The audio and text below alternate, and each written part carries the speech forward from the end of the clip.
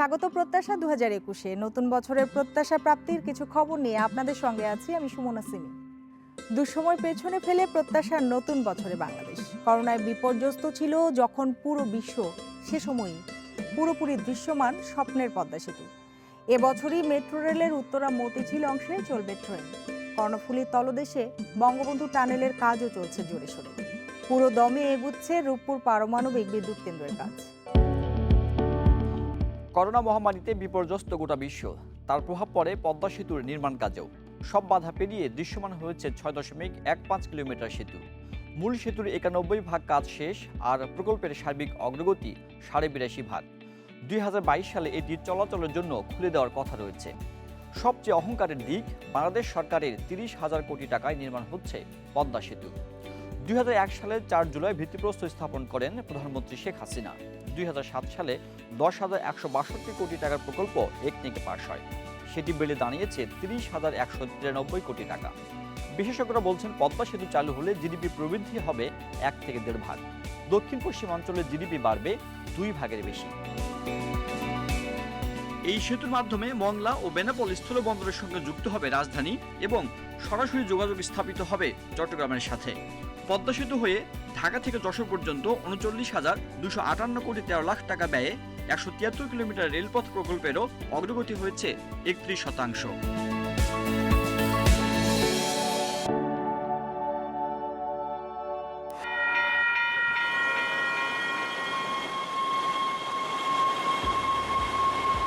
দ্রুতগতিতে আধুনিক যান মেট্রো রেলও নগরবাসীর কাছে এখন আর স্বপ্ন নয়।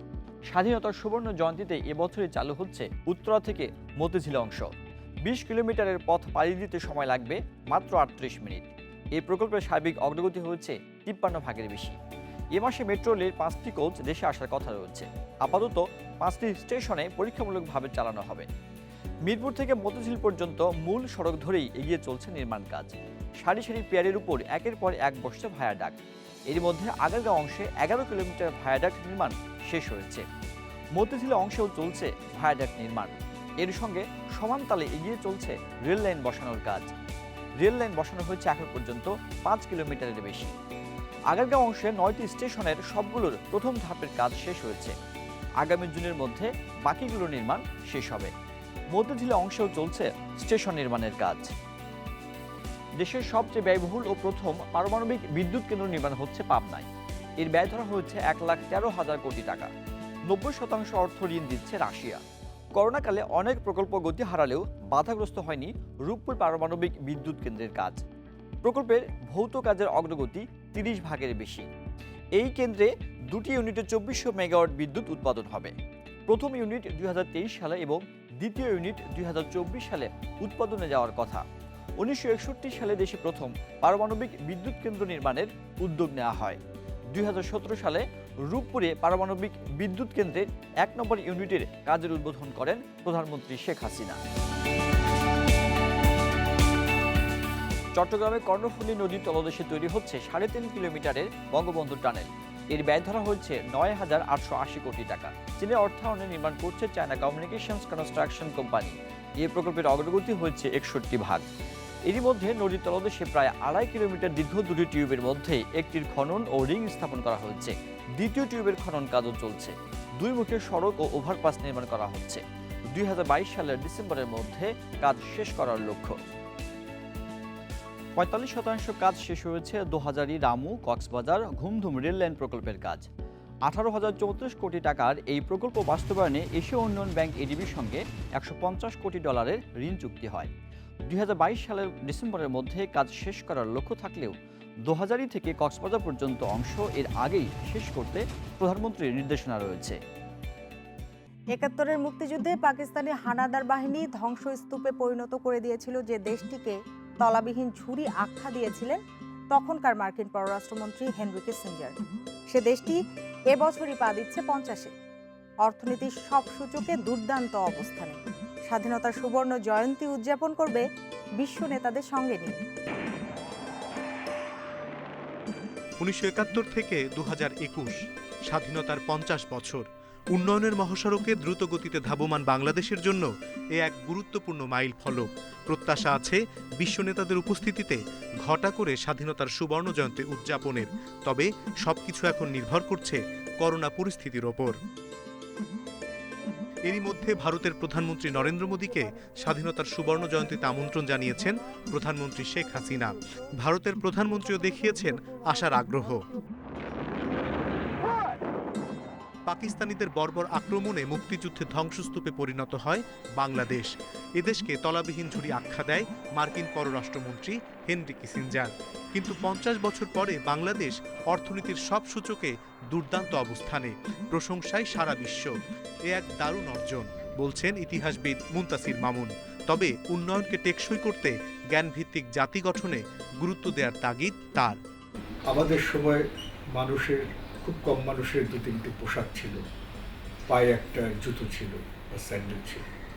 আমি যদি খালি সেদিক থেকে বিচার করি তাহলে বোঝা যাবে যে বাংলাদেশ কত দ্রুত কোন পর্যায়ে পৌঁছেছে। এই উন্নয়নের সঙ্গে, এই জিডিপি বৃদ্ধির সঙ্গে শিক্ষা সংস্কৃতির জিডিপি সমান্তরালে বৃদ্ধি করতে হবে। এই জিডিপি বৃদ্ধি না হওয়ার কারণে আজকে ভাস্কর্য ভাঙতে চাচ্ছে। জাতির পিতা বঙ্গবন্ধু শেখ মুজিবুর রহমান বেঁচে থাকলে বাংলাদেশ আরো আগেই সামিল হতো উন্নত দেশের কাতারে, বললেন মুক্তিযুদ্ধ বিষয়ক মন্ত্রী। 30টা বছর তো আমাদের মানে যে উন্নয়ন হওয়ার কথা ছিল তার 20 ভাগও হয়নি। একই অনুপাতে যদি উন্নয়ন হতো তো আমরা তো এখন সিঙ্গাপুরকে ছাড়িয়ে থাকতাম। গৃহহীন মুক্তিযোদ্ধাদের মুখে হাসি ফোটাতে এবছরই তাদের আবাসনের ব্যবস্থা করা হবে জানান মন্ত্রী। ফেব্রুয়ারিতে শুরু হবে এই প্রকল্পের কাজ। যে বর্ষে মাননীয় প্রধানমন্ত্রীর পক্ষ থেকে আমরা 14,000 মুক্তিযোদ্ধাদের উন্নত মানের বাড়ি, প্রত্যেকটা প্রায় 16 লক্ষ টাকার অধিক টাকা ব্যয় একটা করে বাড়ি, এটার ডিজাইন নীতি সবই খুবই উন্নত মানের। স্বাধীনতার সুবর্ণ জয়ন্তী উদযাপনে গঠিত হয়েছে বিশেষ মন্ত্রিসভা কমিটি। দেশের তরুণ প্রজন্ম মুক্তিযুদ্ধ দেখেনি, তাই স্বাধীনতার চেতনা ও দেশবিরোধীদের ষড়যন্ত্র নতুন প্রজন্মের কাছে তুলে ধরতে সুবর্ণ জয়ন্তীতে বছর জুড়ে নেওয়া হবে নানা উদ্যোগ।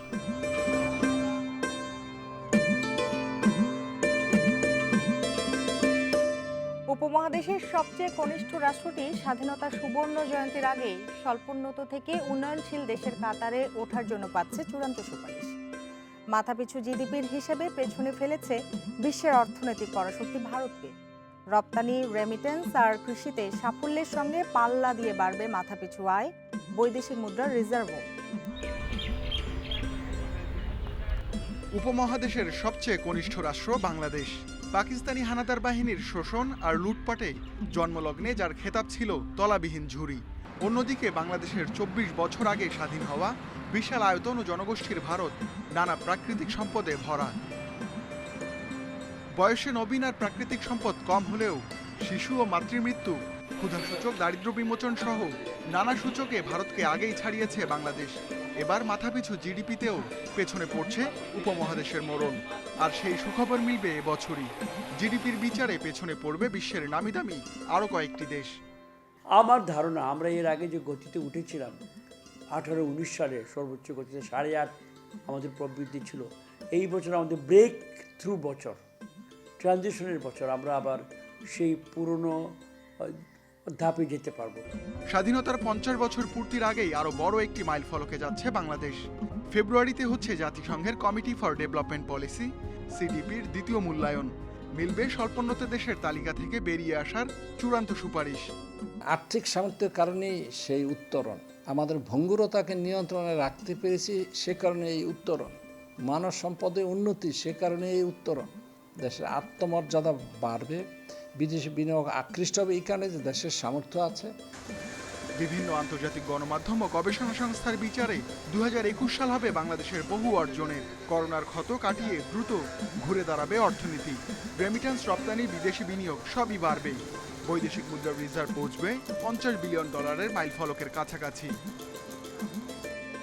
এসব অর্জনের মাঝে নিহিত থাকবে 21 লাখ কর্মসংস্থান। আরও বেশি মানুষ আসবে সামাজিক নিরাপত্তা কর্মসূচির আওতায়। মান বাড়বে শিক্ষা ও স্বাস্থ্যসেবার। দারিদ্র্যকে আরও আমরা 20-এ নেমেছি, এইটাকে যাতে এই বছরে 18-17 কাছাকাছি যেতে পারি আগামী 2 বছরের মধ্যে। 30 সালের মধ্যে এটাকে 5-7 নামানোর আমাদের টার্গেট আছে। সরকার বলছে আর্থিক সহ বিভিন্ন খাতে স্বচ্ছতা নিশ্চিতে জোর দেওয়া হবে। সার্বিকভাবে ব্যবসার পরিবেশ উন্নয়ন সূচক, সক্ষমতা সূচক সহ বিভিন্ন আন্তর্জাতিক মূল্যায়নে উন্নতি করবে বাংলাদেশ।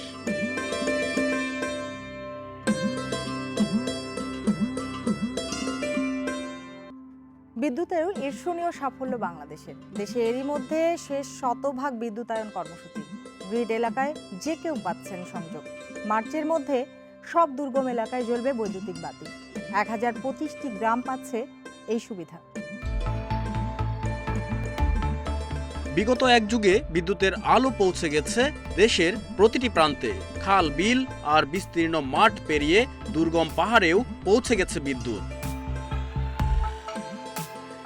1962 সালে বিদ্যুতের সাথে পরিচিত হলেও রাঙামাটির এই পাহাড়ের বাসিন্দাদের বিদ্যুতের আলো পেতে অপেক্ষা করতে হয়েছে 50 বছর। আধার কেটে এই জনপদে আসা বিদ্যুতের আলোয় দেশের উন্নয়নের মূল স্রোতে মিশে গেছে পাহাড়বাসী। নারীদের দৈনন্দিন যে কার্যক্রমগুলো করে সেগুলো একটু সাশ্রয় হয়েছে। সাশ্রয় এই কারণেই তারা বিদ্যুতের মাধ্যমে মোটর দিয়ে পানি তুলতে পারতেছে। কেবল দুর্গম পাহাড়ি জনপদই নয়, বিদ্যুতের আলোয় আলোকিত হয়েছে চরাঞ্চল, হাওর বাওর, বিল সব এলাকা। সমতল এলাকায় বিদ্যুৎ সরবরাহের নিরবচ্ছিন্নতা আশায় ঘুরে দাঁড়িয়েছে ঐতিহ্যবাহী শিল্পগুলো। কারেন্টের মেশিনের কাজ কাম করে আমরা ভালো সুবিধায় আছি। আগের চেয়ে ইনকামও ভালো হয়। হাতে কাজ করলে খুব কষ্ট হইতো, এখনকার তেমন একটা কষ্ট হয় না। তা মোটামুটি সংসার আল্লাহ দিলে ভালোই চলতেছে। বিদ্যুৎ বিভাগের তথ্য বলছে, গেল মাসে দেশের গ্রিড এলাকার সকল গ্রাহকের জন্য নিশ্চিত হয়েছে বিদ্যুৎ সুবিধা। আর অত্যন্ত দুর্গম এলাকায় 1025 গ্রামে থাকা 2.5 লাখ গ্রাহককে আগামী মার্চের মধ্যে আনা হবে বিদ্যুতের সুবিধার আওতায়। 2009 সালে আওয়ামী লীগ সরকারের আমাদের ইস্তাহারে স্পষ্টভাবে উল্লেখ করা হয়েছিল, নির্বাচনী ওয়াদা ছিল 2021 সালের মধ্যে সবার ঘরে আমরা আলোকিত করব, এবং সেটাকে ধরে কিন্তু আমরা মাননীয় প্রধানমন্ত্রী শেখ হাসিনার নেতৃত্বে সারা বাংলাদেশ এখন 100% বিদ্যুতায়নে হয়ে যাচ্ছে। ঘরে ঘরে বিদ্যুৎ পৌঁছে দেওয়ার পর এবার দাম কমানো আর সরবরাহ ব্যবস্থার মান বাড়ানোর দিকে মনোযোগ দিচ্ছে বিদ্যুৎ বিভাগ।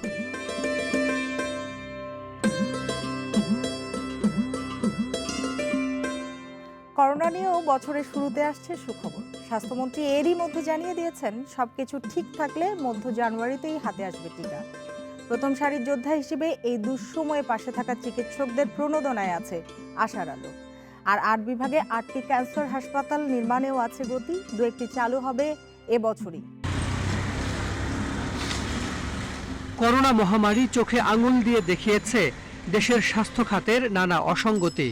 দুর্নীতি আর অব্যবস্থাপনার যেসব অভিযোগ উঠেছে তা খণ্ডাতে কাজ করছে স্বাস্থ্য বিভাগ। উদ্দেশ্য, টেকসই স্বাস্থ্য ব্যবস্থা গড়ে তোলা।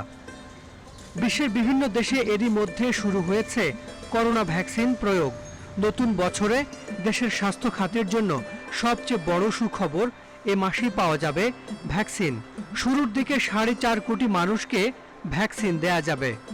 আশা করছি শুরুতেই আমরা ভ্যাকসিন পেয়ে যাব, এবং আপনারা জানেন যে বিশ্বের কয়েকটি দেশে ভ্যাকসিন দেওয়া শুরু হয়েছে, এবং আমরা যে ভ্যাকসিন সরাসরি ক্রয় করেছি 3 কোটি ডোজ, এবং এটা ছাড়াও বিশ্ব স্বাস্থ্য সংস্থার মাধ্যমে কোভ্যাক্স ফ্যাসিলিটিজে যে আরো 20% পপুলেশনের জন্য যে ভ্যাকসিন আসবে, মোটামুটি আমরা 4.5 কোটি মানুষকে টিকা দেওয়ার ব্যবস্থা আমাদের ইতিমধ্যে হয়েছে। নতুন বছরে স্বাস্থ্য খাতে আছে আরও বেশ কিছু আশার খবর। সারা দেশের জেলা হাসপাতালগুলো শক্তিশালী করার পরিকল্পনা নিয়েছে সরকার। প্রতিটি হাসপাতালে বাড়বে শয্যা সংখ্যা, স্থাপিত হবে Covid isolation unit, ICU unit, সংক্রমণ প্রতিরোধ বিভাগ। এছাড়া অক্সিজেন সরবরাহ নিশ্চিত করা, বার্ন ইউনিট প্রতিষ্ঠা এবং বর্জ্য ব্যবস্থাপনাও শক্তিশালী করা হবে।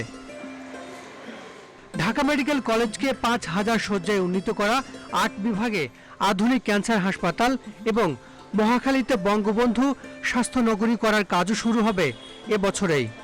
এছাড়া মানসিক হাসপাতাল, আমাদের যেটা পাবনায় মানসিক হাসপাতাল রয়েছে, সেটাকেও আরো সম্প্রসারণ করে আধুনিকায়ন করা এবং সেটাকে আরো জোরদার শক্তিশালীকরণ, এই প্রকল্পটা নিয়েও আমরা কাজ করছি। আমরা আরো কাজ করছি আমাদের মহাখালী এলাকায় যে সমস্ত স্বাস্থ্য কমপ্লেক্সের স্বাস্থ্যের প্রতিষ্ঠানগুলো রয়েছে, সেগুলোকে অর্গানাইজ করে একটা বঙ্গবন্ধু স্বাস্থ্য নগরী প্রতিষ্ঠা করা, এই ধরনের একটা প্রকল্প নিয়েও আমরা পরিকল্পনার পর্যায়ে রয়েছি। সংকট কাটাতে স্বাস্থ্য খাতে প্রায় 50,000 জনবল নিয়োগের সুখবরও আসতে পারে এবছর।